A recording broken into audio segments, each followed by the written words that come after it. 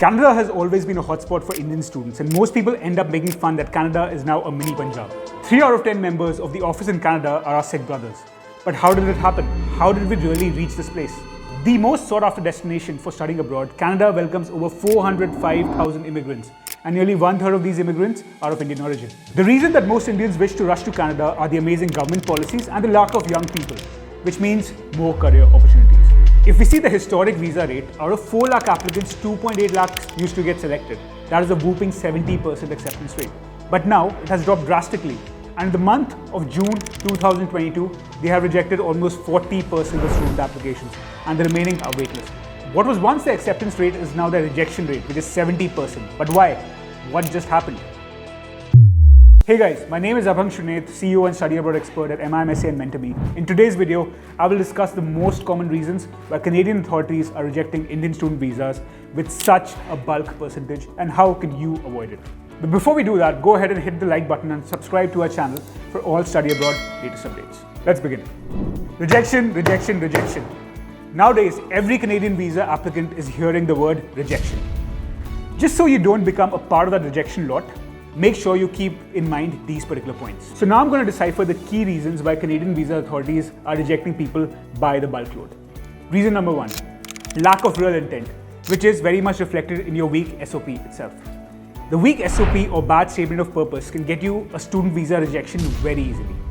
Even candidates with good scores in academics and a good IELTS band are getting rejections, and this lack of intent is the primary reason for these rejections. 95% of the cases are having problems in their SOP or their visa SOP.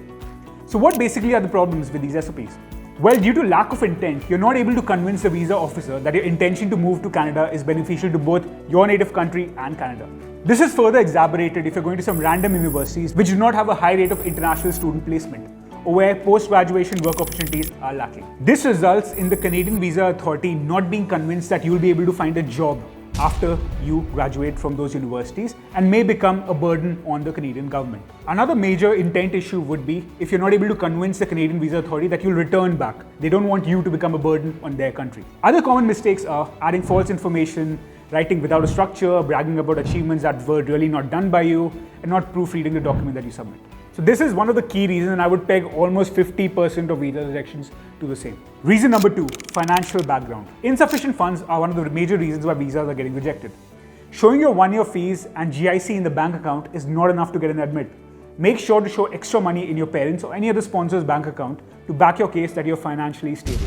Another way you can showcase a solid financial backing is getting a proper education loan. Third reason, educational background. If your educational background does not align with the course you're applying for, there's a high probability that your visa will get rejected. For instance, if you're a mechanical engineer who has basically been working in the IT industry for say about 2 years, but now you're applying for a PGDM in business, that is a weak front because you're not able to explain why you want to make the shift in the first place. Hence, there's a good chance that your visa will be cancelled because of this mismatch. So to secure your visa, I would strongly advise you to enroll in a course related to your background. Once you've arrived in Canada, you may then switch to a different course if you so desire by following certain procedures. Another way you can avoid this course mismatch is targeting really good universities. For example, UBC Saunders, McGill, HSC Montreal, Ivy, these are very good schools. And even if you're making a career shift or a career transition, these offer good programs which visa authorities would not frown on and can still give you a good visa. So the schools that you're targeting matter a lot. The degree you're targeting matters even more. Please keep that in mind. A lot of consulting companies will push you towards degrees which are not really aligned to you but are aligned to them. So make sure you do your research properly. Point number 4, low IELTS bands. This is a strange one.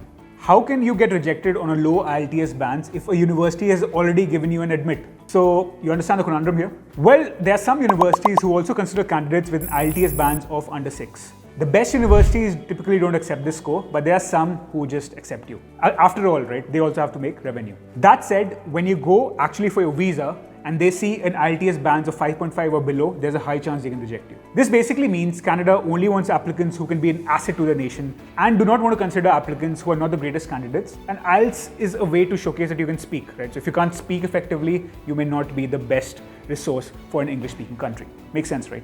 So now here's my expert tip. For everyone whose visas have already been denied or who are in the process of applying for a visa, thoroughly review your application. Figure out what went wrong in case you've applied and then submit it again.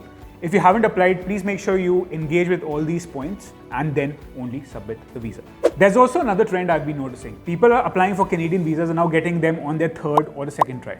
So go ahead and reapply, but not before thoroughly reviewing the rejection reasons. So guys, these are some of the main explanations of visa denials, along with some advice on how you can ace your student visa. Always remember to indicate to the immigration officer that you have ties to your native country and that you will undoubtedly return after completing your studies, even if you don't want to, right? That's what the visa officers want to hear. Additionally, if you were turned down the first time, there's still a good chance that you'll be accepted on your second attempt. If your IELTS score was low, you can always go ahead and apply for it again. Did you know we offer free IELTS coaching? Make the most of it. Here, I would like to point out an important disclaimer. If you're still in the application stage, please make sure you are thoroughly reviewing the kind of course you're targeting and the kind of schools you're targeting. There is a very high chance that some consulting companies may mislead you and push you towards schools that they get commissions from. To avoid this, the best thing you can do is do your own research. And make sure you go ahead and check the career records. Secondly, it should be in sync with what you want to do.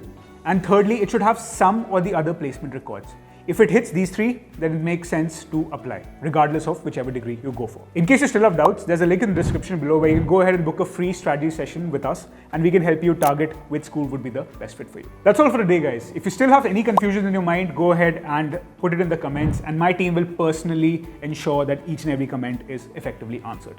If you like this video, do give it a thumbs up and subscribe to our channel for the latest study abroad updates. Till then, bye and take care.